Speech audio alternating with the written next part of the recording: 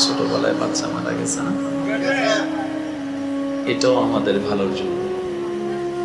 এবার আমার মা বলছে, বাচ্চার মা বলছে, ও ভাই এটা তুই কি বললি, তোর ভাগনা যেটা মারা গেল এটা আবার ভালো হয় কেমনে? এবার ইসলাম বলছে, ও মেয়ে, জীবন তো এই দুনিয়াটাই শেষ নয়, আরো জীবন তোর সামনে আছে, এটার তো শেষ দেখবি তুই, ওটার কোনো শেষ নাই। এটার সময় নির্ধারিত, ওই সময়ের কোনো সময় নির্ধারণ করা নাই।